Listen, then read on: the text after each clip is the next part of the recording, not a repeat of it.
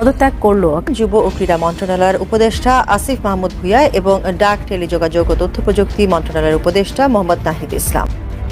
আমরা সরাসরি সেখানে চলে যাচ্ছি। অন্তর্বর্তীকালীন সরকারের উপদেষ্টা পদ থেকে স্বেচ্ছায় পদত্যাগ করল বহুল আলোচিত সমালোচিত আসিফ এবং নাহিদ। ধরনের উদ্ভট, অপদার্থ, অযোগ্য উপদেষ্টা দিয়ে আমরা কি করব? এই ধরনের উপদেষ্টারাই তো অন্তর্বর্তীকালীন সরকারকে ডুবাই দিবে। কি 20-25 বছরের ছেলে মেয়েদের নেতৃত্বে বাংলাদেশের রাজনীতি হবে, রাষ্ট্র পরিচালনা হবে? তো ফাজলামি ব্যাপার। জীবনে 2 টাকার কাজ করে নাই, পরিবার চালায় নাই, সংসার হয় নাই, অভিজ্ঞতা তৈরি হয় নাই, সমন্বয়কদের নামে চাঁদাবাজি হচ্ছে বিভিন্ন জায়গায়। সরকার নিরপেক্ষ থাকার কথা, রাইট? কিন্তু হাস্যকর এবং রহস্যজনক সত্য যে উপদেষ্টারা এখন রাষ্ট্র সংস্কার বাদ দিয়ে রাজনৈতিক দল গঠন করার কাজ করতেছে এবং তারা এই ছাত্রদেরকে মাঠে নামিয়ে বিএনপির বিরুদ্ধে প্রপাগান্ডা তৈরি করতেছে। আমি এই জন্যই তাদেরকে সন্দেহ করি। অবশ্যই এই সরকারকে চাপের মধ্যে রাখতে হবে। আন্দোলন ভাই, ওই যে একটু আগে রাকিব যে কথাটা বললো যে এই সরকারকে আমাদের সময় দিতে হবে, এই সরকারের কোনো সমস্যা ভাই, তোমাদের কাজ নাই গুলা। ছাত্র বৈষম্য আন্দোলনের ছেলেদেরকে থানায় গিয়া পাবলিকের ওই যে কে টেন্ডার ড্রপ করলো, কে টেন্ডার উঠাইলো, this is not your business. You guys have to go for university for study. That's বিষয়গুলো জটিল থেকে জটিলতর হবে। বৈষম্য বিরোধী ছাত্র আন্দোলনে যে সকল সমন্বয়করা খুবই গুরুত্বপূর্ণ ভূমিকা পালন করেছিল তাদের মধ্যে সার্জিস অন্যতম। আমি বরাবরই বলেছি যে সার্জিস বা তাদের যে টিমরা আছে তারা একটা রাজনৈতিক দল গঠন করবে। আসসালামু আলাইকুম ওয়া সবাই কেমন আছেন? আশা করি সবাই অনেক অনেক ভালো এবং সুস্থ আছেন। সবাইকে স্বাগতম জানাচ্ছি আমাদের আরেক নতুন ভিডিওতে। প্রতিদিনের মতো আমি আপনাদের সিরাত ফারুকী। দর্শক, আজকের ভিডিও টাইটেল এবং থাম্বনেল দেখে ইতিমধ্যে বুঝতে পেরেছেন আজকে কি বিষয় নিয়ে কথা বলবো। খুবই গুরুত্বপূর্ণ একটা বিষয় নিয়ে চলে আসলাম নতুন একটা ভিডিও নিয়ে। বর্তমান সরকারের 2 উপদেষ্টা আসিফ মাহমুদ এবং নাহিদ ইসলাম, যাদেরকে নিয়ে ইতিমধ্যে সামাজিক যোগাযোগ মাধ্যমে শুরু হয়েছে নানানভাবে তুলফার। অনেকে বলতেছেন তারা ঠিকমতো ইংরেজিতে কথা বলতে পারে না, আবার অনেকে বলতেছেন ইতিমধ্যে তারা ঠিকমতো ফ্যামিলির দায়িত্ব নেয় না, তারা ফ্যামিলির যে প্রেশার বা ফ্যামিলির একটা যে দায়িত্ব সেটা নিতে পারে না। তারা কিভাবে দেশের দায়িত্ব নিবে বা তারা কিভাবে দেশ সামলাবে, এভাবেই যখন নানানভাবে আলোচনা সমালোচনা মুখোমুখি হচ্ছেন 2 উপদেষ্টা। অন্যদিকে বৈষম্য বিরোধী ছাত্র আন্দোলনের অন্যতম 2 সমন্বয়ক সার্জিস আলম এবং হাসনাত আব্দুল্লাহ সম্প্রতি বিএনপি নেতা জনাব তারেক রহমানকে নিয়ে এক মন্তব্যে রীতিমতো ক্ষুব্ধ বা খেপে গিয়েছেন বিএনপি অন্যান্য নেতাকর্মীরা হাসনাত আব্দুল্লাহর উপর। এদিকে সম্প্রতি নারায়ণগঞ্জে এক বক্তব্য দিতে গিয়ে ফের সমালোচনার মুখোমুখি হয়েছেন ছাত্র আন্দোলনের অন্যতম উপদেষ্টা জনাব সার্জিস আলম। তো দর্শক, আজকের ভিডিওটা অনেক গুরুত্বপূর্ণ। একের পর এক তাদেরকে নিয়ে যখন সমালোচনা হচ্ছে, এই বিষয়টা নিয়ে আমরা বেশ কিছু ভিডিও ফুটেজের মাধ্যমে দেখব আসলে তারা কি বলতে চায়, কেনই বা একের পর এক সমালোচিত হচ্ছে এসব উপদেষ্টারা বা সমন্বয়করা। তার আগে আপনাকে একটি অনুরোধ জানিয়ে রাখতে চাই, আমাদের চ্যানেলটিতে নতুন থাকলে চ্যানেল সাবস্ক্রাইব করে সাথে থাকবেন। 25 বছরের ছেলে মেয়েদের নেতৃত্বে বাংলাদেশের রাজনীতি হবে, রাষ্ট্র পরিচালনা হবে, তো ফাজলামি ব্যাপার। জীবনে 2 টাকার কাজ করে নাই, পরিবার চালায় নাই, সংসার হয় নাই, অভিজ্ঞতা তৈরি হয় নাই, সে সাডেনলি রাজনৈতিক দল করবে। রাজনৈতিক দলের সমর্থন ছাড়া তোমরা কি আসলে 200-500 ছেলে মেয়ে মোবিলাইজ করার সক্ষমতা রাখো? সমন্বয়কদের নামে চাঁদাবাজি হচ্ছে বিভিন্ন জায়গায়, সমন্বয়কদের ভাবসাব যেগুলো দেখতেছি বিভিন্ন জায়গাতে। বিরোধী আন্দোলন করেছেন তাদের অনেকেই এখন বিভিন্ন ফোরামে দাবি তুলেছেন যে তারা নতুন রাজনৈতিক দল করবেন। এই বিষয়ে রয়টার্সে একটা বড় প্রতিবেদন আসছে, কিন্তু এরপরে আবার দেখলাম যে ছাত্র সংগঠক যারা আছেন তাদের মধ্যে অনেকে আবার ফেসবুকে স্ট্যাটাস দিয়ে বলেছেন যে আসলে আমরা এটা বুঝাইতে চাই নাই যে আমরা নতুন রাজনৈতিক দল করব। প্রশ্ন হচ্ছে, যে কারো সাংবিধানিক অধিকার আছে, রাজনৈতিক দল করবার, একত্রিত হবার, মত প্রকাশের স্বাধীনতা আছে। অতএব বৈষম্য বিরোধী এই যে প্ল্যাটফর্ম, তারা যদি নতুন রাজনৈতিক দল করে এটা তাদের অধিকার আছে এবং এই অধিকার থেকে তাদেরকে কেউ বঞ্চিত করতে পারবে না। কিন্তু প্রশ্ন হচ্ছে, আসলে কি তোমরা একটা প্ল্যাটফর্ম, আসলে কি তোমরা একটা অর্গানাইজড ফোর্স? বিভিন্ন রাজনৈতিক দলের সমর্থন ছাড়া তোমরা কি আসলে 200-500 ছেলে মেয়ে মোবিলাইজ করার সক্ষমতা রাখো? আমি তো মনে করি না। অতএব তোমরা রাজনৈতিক দল করবার অধিকার যেখানে আছে, এটার সাথে এটাও মাথায় রাখতে হবে এটার সক্ষমতা তোমার আছে কিনা। তোমাদের প্রতিনিধি হিসাবে, আংশিক প্রতিনিধি হিসাবে ইতিমধ্যে 2 জনকে উপদেষ্টা করা হয়েছে, কিন্তু এই পুরো আন্দোলনে 19 তারিখের পর থেকে, 19শে জুলাইয়ের পর থেকে সবচেয়ে বেশি রোল প্লে করেছে বেসরকারি বিশ্ববিদ্যালয়ের ছাত্রছাত্রীরা, মাদ্রাসার ছাত্ররা এবং সাধারণ মানুষ। যে তরুণদেরকে মানুষ পছন্দ করে, তাদেরকে আন্দোলনে দেখতে চায়, কিন্তু তরুণ কি 20-25 বছরের ছেলে মেয়েদের নেতৃত্বে বাংলাদেশের রাজনীতি হবে, রাষ্ট্র পরিচালনা হবে? তো ফাজলামি ব্যাপার। তাদের জীবনে কোনো অভিজ্ঞতা নাই, জীবনে 2 টাকার কাজ করে নাই, পরিবার চালায় নাই, সংসার হয় নাই, অভিজ্ঞতা তৈরি হয় নাই, সে সাডেনলি রাজনৈতিক দল করবে, তার পিছনে দেশের মানুষ যাবে? আগের অভিজ্ঞতা সেটা বলছে না, বরং আমরা মনে করি তোমাদের এই অভিজ্ঞতাটাকে তোমরা আরো একটু বড় আকারে অর্জন করো। তোমরা কর্মজীবনে যাও, শিক্ষা জীবন শেষ করো, তোমরা রাজনৈতিক কর্মী হিসাবে আরো সময় দাও, মাঠে ময়দানে জনগণের আস্থা তৈরি হোক, তখন তোমরা এই কাজগুলো করতে পারবা। ইতিমধ্যে আমরা দেখলাম সমন্বয়কদের নামে চাঁদাবাজি হচ্ছে বিভিন্ন জায়গায়, সমন্বয়কদের ভাবসাব যেগুলো দেখতেছি বিভিন্ন জায়গাতে, গাড়ি মেনটেন করে, মোটরসাইকেলের মহড়া দিয়ে বেড়াচ্ছে, এটা তো মানে গতানুগতিক রাজনীতির চিন্তা করতেছে। কিন্তু তোমার প্রস্তাবনাটা কি? তুমি কি করবো আসলে? তাই আমি মনে করি না যে এই বয়স এবং বাস্তবতায় নতুন রাজনৈতিক দল করবার মতো কোনো সক্ষমতা এই শ্রেণীর মানুষের হয়েছে। এখন যদি কেউ মনে করে থাকে যে ডক্টর ইউনূসকে সামনে রেখে এই কাজ করবে, আমরা চাই অন্তর্বর্তীকালীন সরকারটা সফল হোক। ডক্টর ইউনূসকে সামনে রেখে রাজনৈতিক দল করলে, রাজনৈতিক দল তৈরি করা এবং সরকার পরিচালনা করা দুইটা একসাথে সফল হওয়ার সম্ভাবনা আমি দেখতে পাচ্ছি না। তাই আমরা দেশবাসী চাই যে আমাদের সমর্থন, সহানুভূতি সবকিছু তোমাদের সাথে আছে, কিন্তু সবাই মিলে আমাদের এখন মূল কাজটা হচ্ছে অন্তর্বর্তীকালীন সরকারকে সফল করা। এই সরকার ব্যর্থ হলে আমরা অনেকভাবে দেশ এবং জাতি পিছিয়ে পড়বে। অতএব অন্য কোনো দিকে দৃষ্টিভঙ্গি এবং অ্যাটেনশন এবং এনার্জি না দিয়ে এই একটা জায়গাতে অ্যাটেনশন এবং এনার্জি পুরোটা ফোকাস করে এটাকে সফল করা দরকার বলে আমি ব্যক্তিগতভাবে মনে করি। অন্তর্বর্তীকালীন সরকার নিরপেক্ষ থাকার কথা, রাইট? কিন্তু হাস্যকর এবং রহস্যজনক সত্য যে উপদেষ্টারা এখন রাষ্ট্র সংস্কার বাদ দিয়ে রাজনৈতিক দল গঠন করার কাজ করতেছে এবং তারা এই ছাত্রদেরকে মাঠে নামিয়ে বিএনপির বিরুদ্ধে প্রপাগান্ডা তৈরি করতেছে। আমি এই জন্যই তাদেরকে সন্দেহ করি। অবশ্যই এই সরকারকে চাপের মধ্যে রাখতে হবে। আন্দোলন, ভাই, ওই যে একটু আগে রাকিব যে কথাটা বললো যে এই সরকারকে আমাদের সময় দিতে হবে, এই সরকারের কোনো সমস্যা, ভাই তোমাদের কাজ নাই এগুলা। ছাত্র বৈষম্য আন্দোলনের ছেলেদেরকে থানায় গিয়া পাবলিকের ওই যে কে টেন্ডারের ড্রপ করলো, কে টেন্ডার উঠাইলো, this is not your business. You guys have to go for university for study. That's VVIP requisition letter যেটাকে বলে। কোন ক্রাইটেরিয়াতে বৈষম্য বিরোধী ছাত্র আন্দোলনদের বিভাগীয় সভা সমাবেশের জন্য আপনার এই রিকোয়েজিশন লেটার দেওয়া হয়েছে? এই রিকোয়েজিশন লেটারটা দেওয়া হয় বাংলাদেশের আইন অনুসারে আপনার যারা এমপি, ভিভিআইপি, আর্মির জেনারেল এবং মন্ত্রীরা। তাহলে ছাত্র বৈষম্য বিরোধী ছাত্র আন্দোলনের ছেলেদেরকে বিভাগীয় সফরের জন্য এই চিঠি ইস্যু করেই তো বৈষম্য তৈরি করা হয়েছে। কারা ইস্যু করেছে এটা? ভাই, এইটা বাংলাদেশ গণপ্রজাতান্ত্রিক সরকার, বাংলাদেশ পুলিশ হেডকোয়ার্টার। এই চিঠিটা 8 তারিখে দেওয়া হয়েছে বৈষম্য আন্দোলনের সমন্বয়কদের বিভাগীয় এবং জেলা পর্যায়ে সফরে নিরাপত্তা নিশ্চিত করা প্রসঙ্গে। এখন আমার কথা হচ্ছে 18 কোটি মানুষের সাথে রাজনৈতিক দলগুলোর সাথে এই বৈষম্য তৈরি করার অধিকার কে দিয়েছে? এই অন্তর্বর্তীকালীন সরকারের। এবং আমার নিরাপত্তাহীনতায় ভোগে যে কেউ তো আসলে সাহায্য চাইতে পারে।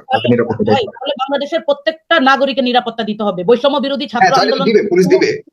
এক্সাক্ট, বৈষম্য বিরোধী ছাত্র আন্দোলন কিন্তু 18 তারিখে শেষ হয়ে গেছে। তারেক ভাইও বলছে, ইসমাইলও বলছে এবং রাকিবও বলছে, শেষ পর্যন্ত সেটা গণ আন্দোলন হয়েছে, গণ অভ্যুত্থান হয়েছে, যেখানে বাংলাদেশের সাধারণ জনগণ, সিপাহী ছিল, সেনাবাহিনীর সদস্যরা ছিল, বাংলাদেশের আমজনতা ছিল, প্রত্যেকটা রাজনৈতিক স্টেক হোল্ডার ছিল। এবং আরেকটা জিনিস আপনাকে বলি, আপনার ফেস দ্য পিপল ছিল। আমি আপনাকে বলি ভাই, বাংলাদেশের এই আন্দোলন, ভাই তো বললো 13টা সেক্টরে বিভক্ত করা হয়েছে, তাহলে ইন্টারন্যাশনাল যে স্টেশন গুলা ছিল, ফ্রান্সে ছিল, কানাডাতে ছিল, আমেরিকাতে ছিল, অস্ট্রেলিয়াতে ছিল, ইউকেতে ছিল, এই স্টেশনে যারা দায়িত্ব ছিল তারা কি সমন্বয়ক না? তাহলে সেই সমন্বয়কদেরকে আপনারা টোটালি নেগলেন্সি করে কিছু মাত্র ছেলেদেরকে দিয়ে রাজনৈতিক এজেন্ডা। প্রবাসীদের প্রতিনিধি থাকা উচিত ছিল এই গভর্নমেন্ট, এই সরকারের। কারণ প্রবাসীদের ব্যাপারটা একটু চমৎকার কথা বলেছেন মনির চৌধুরী। সরি, আমি কারণ প্রবাসীদের কথা বললে আমি একটু আবেগ আপ্লুত হই এই কারণে, কারণ প্রবাসীরা সবসময় বঞ্চিত ছিল। এই আন্দোলনে প্রবাসীদের যে ভূমিকা ছিল, বাংলাদেশে যারা আন্দোলনকারীরা আছে তারা দেখতে পারেনি, কারণ হলো ওইসব ব্ল্যাকআউট ছিল, বাংলাদেশ সম্পূর্ণ বন্ধ ছিল। এই ডক্টর মোস্তফা সরোয়ার বাদল থেকে শুরু করে বিদেশে যারা আছে, আর বিশেষ করে প্রবাসীরা যে ভূমিকা রেখেছে, আমি বারবার বলার চেষ্টা করেও কিন্তু অনেক সময় পারিনি বোঝাতে যে তাদের ভূমিকাকে কোনোভাবেই ছোট করে দেখবার সুযোগ নেই। অবশ্যই এটাকে মূল্যায়ন করতে হবে। যখন হয় তখন বিদেশিরা আপনার মানে টাকা পাঠানো, যেটাকে রেমিটেন্স, ব্ল্যাক আউট করেছিল। একই সাথে প্রবাসে আমরা যারা চাকরি করি, আমার পার ডেতে ইনকাম হচ্ছে $400 বাংলা, মানে অস্ট্রেলিয়ান ডলার। তো আমার মতো হাজার হাজার বিদেশিরা আপনার চাকরিতে না যে বিক্ষোভ করেছিল বিভিন্ন দেশে। ওইটা কেন করেছিল? আপনার কি কোটা আন্দোলনের জন্য করেছিল, নাকি আপনার চাকরির এই মুক্তিযোদ্ধাদের কোটা বাতিলের জন্য করেছিল, শেখ হাসিনা পতনের জন্য করেছিল? তাহলে আপনি এই সমস্ত স্টেক হোল্ডারদেরকে তো নেগলেন্সি করতে পারেন না। গত 17 বছর ধরে দেশ নেত্রী খালেদা জিয়া বলেছিল দেশ বাঁচাও, মানুষ বাঁচাও, ঠিক আছে? একই সাথে আমাদের নেতা টেক ব্যাক বাংলাদেশ বলেছিল। আমরাই আপনার 23 দফা দাবি নিয়ে আসছিলাম। তাহলে সেই 14 বছর আর 17 বছরের রাজনীতির যে নেতা কর্মীদেরকে আপনার হত্যা করা হয়েছে, গুম করা হয়েছে, বিক্ষোভ মানে আয়নাঘর তৈরি করা হয়েছে, সেই স্টেক হোল্ডারদেরকে আপনি কিভাবে বাদ দিবেন? আজকে আমি শুধু একটা জিনিস ভাই আপনার সাথে অ্যাড করি, সেটা হচ্ছে যে একটা কথা আছে না যে রাজার, আমরা সবাই রাজা, রাজার রাজত্বে। তো আমাদের কথা হচ্ছে যে আমরা এখন বৈষম্য বিরোধী ছাত্র আন্দোলনের কয়েকজন মানুষকে দিয়ে ব্যাকগ্রাউন্ডে যদি সরকারের উপদেষ্টারা রাজনৈতিক দল পুনর্গঠনের কাজ করে, তাহলে আমরা মনে করি আমরা রাজার দেশে রাজা না, আমরা প্রজারা এখন পর্যন্ত নির্যাতিত, নিপীড়িত এবং এই বৈষম্যের শিকারী হচ্ছি। এটাই বাস্তবতা। আরেকটা জিনিস আপনাকে বলি, জনাব তারেক রহমান আপনার আমাদের হাজার হাজার ছেলে মেয়েদেরকে আন্দোলনের জন্য নির্দেশ দিয়েছিল। যুগপৎ আন্দোলনের ঘোষণা কে দিয়েছিল? তারেক রহমান দিয়েছিল ইউকে থেকে। তারপরে আপনার সমস্ত রাজনৈতিক দলকে ঐক্যবদ্ধ করে প্রেসে চিঠি কে দিয়েছিল? তারেক রহমান দিয়েছিল। এখন হাসনাত আব্দুল্লাহ যে এই ধরনের কথা বলবে, ইসমাইল সম্রাট, আমি তোমাদের কাছে জানতে চাই, তোমরা কি তাকে জবাবদিহিতার আন্ডারে নিয়ে আসবে না? এটাই তো হওয়া উচিত। একজন নেতা ব্যক্তিগত মতামত দিতে পারে না, যখন সে রাজনৈতিক মঞ্চে কথা বলে তখন সে আর সমন্বয়ক থাকে না। রাজনৈতিক খাতায় আপনারা যখন নাম লিখিয়ে ফেলছেন তখন আপনারা রাজনীতিবিদদের মতো কথা বলতে হবে। শুধুমাত্র বিএনপির নেতা দিয়েছে, ওরা তো এখনো পর্যন্ত যেহেতু রাজনৈতিক সরকার আসেনি, ওরা তো দেখভাল করবে, দেখভাল করার জন্য তারা যাচ্ছে। অন্য কোনো উদ্দেশ্য মনে হয় তাদের মধ্যে তো নাই এখন পর্যন্ত। আগর ভাই আসছি ইসমাইল, আসছি সম্রাট, আসছি। হ্যাঁ, আপনার কথা বলি আপনাকে, অন্তর্বর্তীকালীন সরকার নিরপেক্ষ থাকার কথা, রাইট? কিন্তু হাস্যকর এবং রহস্যজনক সত্য যে উপদেষ্টারা এখন রাষ্ট্র সংস্কার বাদ দিয়ে রাজনৈতিক দল গঠন করার কাজ করতেছে এবং তারা এই ছাত্রদেরকে মাঠে নামিয়ে বিএনপির বিরুদ্ধে প্রপাগন্ডা তৈরি করতেছে। আমি এই জন্যই তাদেরকে সন্দেহ করি। আমি আপনাকে বলি, মইনুল আহমেদের প্রেতাত্মারাই কিন্তু এখন আপনার এই সরকারের উপদেষ্টা মন্ডলীর সদস্য আছে। আমি নাম মেনশন করে কাউকে ছোট করতে চাই না। আরেকটা জিনিস হচ্ছে, বাংলাদেশের আইন উপদেষ্টা কেন এখন পর্যন্ত আইন পরিবর্তন করতেছে না? এখন পর্যন্ত কেন বিশেষ আইন বাতিল করছে না? ডিজিটাল আইনগুলো এখন পর্যন্ত বাতিল করছে না কেন? এবং বিচারকরা এখন পর্যন্ত, আওয়ামী সময়ে যে সমস্ত বিচারকরা ছিল তারা এখনো আপনার আদালতে কাজ করতে পারতেছে। তাহলে এই সমস্ত ঘটনাগুলো আপনারা শেষ না করে রাষ্ট্র সংস্কারের কাজ করতে, রাষ্ট্র সংস্কার বাদ দিয়ে আপনারা রাজনৈতিক দল পুনর্বাসনের চেষ্টা করবেন, এটা তো বাংলাদেশের মানুষ মেনে নিবে না। আপনি কিভাবে দেখবেন? তারা তো ছাত্র বৈষম্য বিরোধী ছাত্র আন্দোলনের 2-3টা ছেলেকে বিভাগীয় সফর, ওদের এত টাকা থেকে আসে? গত পরশুদিন রাজনৈতিক দল গঠনের জন্য রাজনৈতিক দল ঘোষণা দেওয়ার পর বিভাগীয় যে সমাবেশগুলো হয়, এগুলো টাকা থেকে আসে? আমার কোশ্চেন আপনার কাছে, এই সমস্ত অডিট করতে হবে। এই ছাত্ররা 15 দিন আগে রাজনীতি করতে নেমে এখন আপনার ল্যান্ড ক্রুজার গাড়ি দিয়ে বিভাগীয় সমাবেশ করতেছে এবং আসিফ আজকে কুমিল্লাতে আপনার বৈষম্য বিরোধী ছাত্র আন্দোলনের ওখানে বক্তৃতা দিতে গেছে। তাহলে আমার কথা হচ্ছে যে উপদেষ্টা পদটা ভাই বাতিল করে দেন, ওই যে ফ্ল্যাগ নিয়ে যে গাড়িতে ঘুরতেছেন ওই ফ্ল্যাগটা নামান, তারপর আপনি রাজনৈতিক মঞ্চে উঠে বক্তৃতা দেন। এটাই হওয়া উচিত। যদি এটা না হয়, আমি মনে করি প্রত্যেকটা রাজনৈতিক দল তাদের যে অধিকার আছে, এই যে অন্তর্বর্তীকালীন সরকাররা যে এজেন্ডা নিয়ে আমরা তাদেরকে চেয়ার দিয়েছি, এটার মেইন উদ্দেশ্য হচ্ছে আপনার নির্বাচন করা, রাষ্ট্র সংস্কার করা। That's it. They do not do anything against political parties. আজকে আরেকটা জিনিস আপনাদের মাধ্যমে বলি, জামাতের যে কথাটা বললেন ভাই, একটু আগে তারেক ভাই বললো যে আমির সাহেব বলেছে এক জালিমের হাত থেকে আরেক জালিমকে দিব নাকি। শুনেন, যখন জামাতের নিবন্ধন বাতিল করা হয়, বেগম খালেদা জিয়া স্টেটমেন্ট দিয়েছিল তাদের জন্য, তারেক রহমান স্টেটমেন্ট দিয়েছিল তাদের জন্য। আমাদের আন্দোলনের সঙ্গী তারা।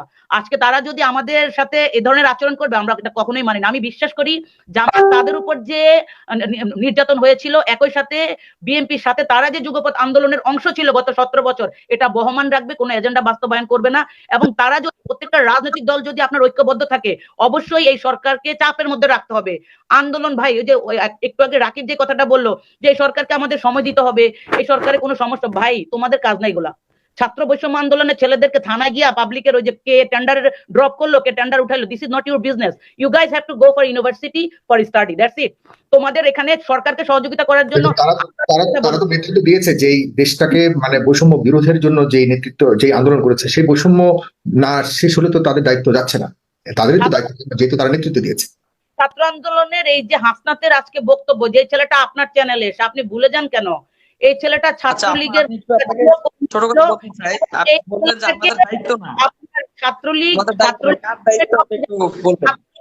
পাশে তার ছবি ছিল, ছাত্রলীগের শেখ মুজিব নিয়ে সে বক্তৃতা দিচ্ছে, ছাত্রলীগ না করলে ছাত্র রাজনীতি সফল হবে না।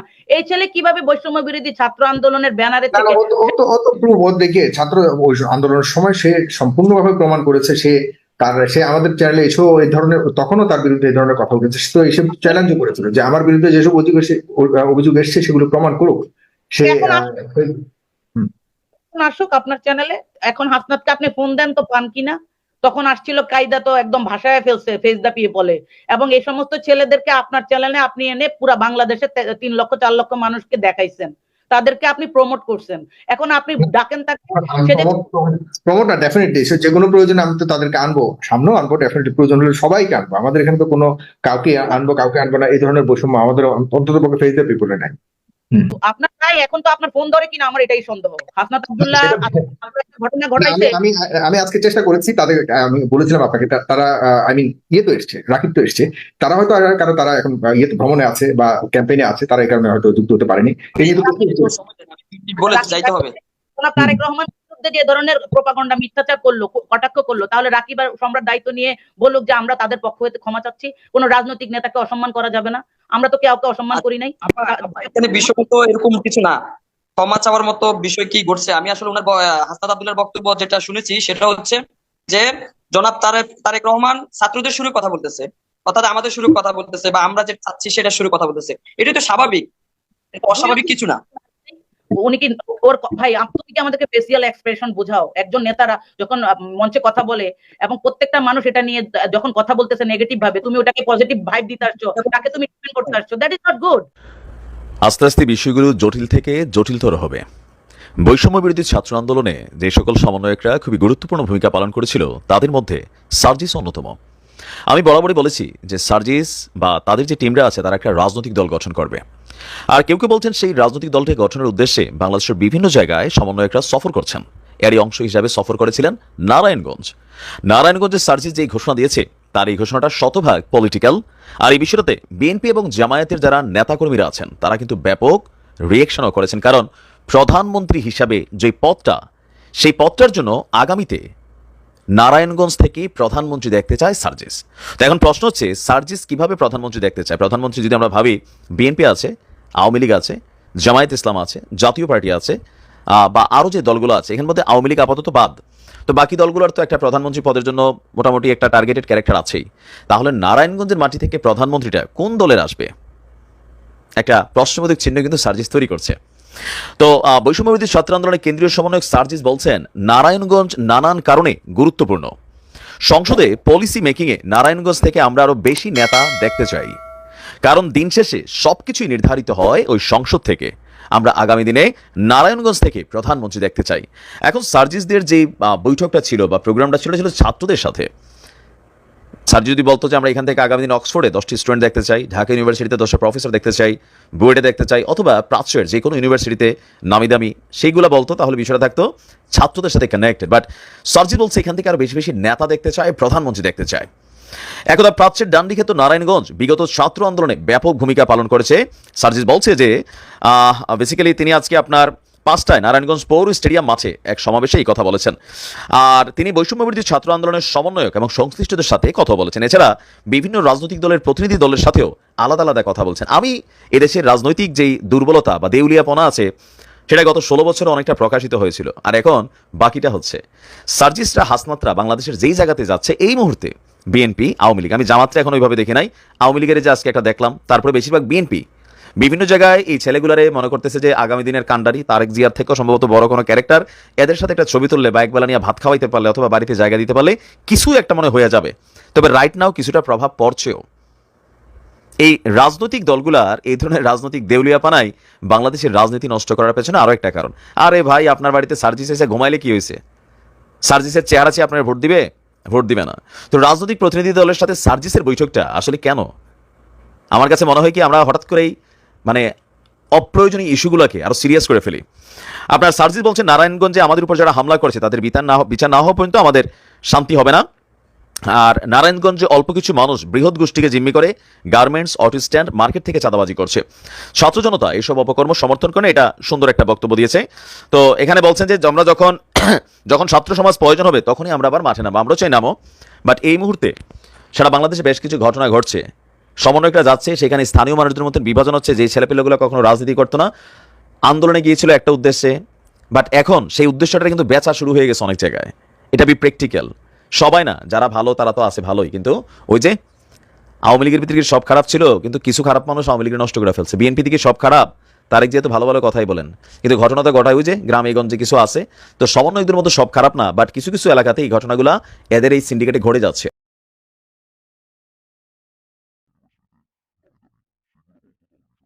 কিনে যে আলোচনা সমালোচনা হচ্ছে সেগুলো নিয়ে, যাদের উদ্দেশ্য হচ্ছে বর্তমানে অন্তর্বর্তীকালীন সরকারের মেন উদ্দেশ্য হচ্ছে দেশ সামলানো, দেশের মানুষকে একত্র করা বা দেশের যে বর্তমানে যে পরিস্থিতি সেগুলোকে সামলানো, তারা নিজেরাই এখন রাজনৈতিক দল গঠন করতেছে। ফের সমালোচনা মুখোমুখি হয়েছেন তারা। বিষয়টা নিয়ে আমরা ইতিমধ্যে আপনার বিএনপির একজন নেত্রীর মুখ থেকে বেশ কিছু কথা শুনেছেন। তো ইতিমধ্যে বুঝতে পারছেন এক প্রকার ধরতে গেলে এই যে সবকিছু মিলিয়ে যে মানে দুইজন উপদেষ্টা তাদের পদত্যাগের বিষয়টা এখানে উঠে আসতেছে। যেভাবে আমরা দেখেছিলাম, আমরা আওয়ামী লীগকে নিয়ে মন্তব্য করাই আপনার হচ্ছে ডক্টর আসিফ নজরুল স্যারকে নিয়ে মন্তব্য মানে পদত্যাগের বিষয়টা উঠে এসেছিল বা পদত্যাগ অনেকে চেয়েছিল। এর পাশাপাশি আপনারা দেখেছিলেন ব্রিগেডিয়ার জনাব সাখাওয়াত হোসেন, তাকেও কিন্তু পদত্যাগের বিষয়টা নিয়ে, তো তাদের যে পদত্যাগ ফের সমালোচনা হলে জনগণ মানে তাদের পদত্যাগের বিষয়টা নিয়ে লেগে পড়ে। তো ভিডিওর শুরুতে ধরনের টাইটেল এবং থাম্বনেল দেওয়ার জন্য আন্তরিক দুঃখিত। ভালো থাকবেন, সুস্থ থাকবেন। ভিডিও সম্পর্কে আপনার মতামত জানাতে ভুলবেন না। এতক্ষণ সাথে থাকার জন্য সবাইকে অসংখ্য ধন্যবাদ। আল্লাহ হাফিজ।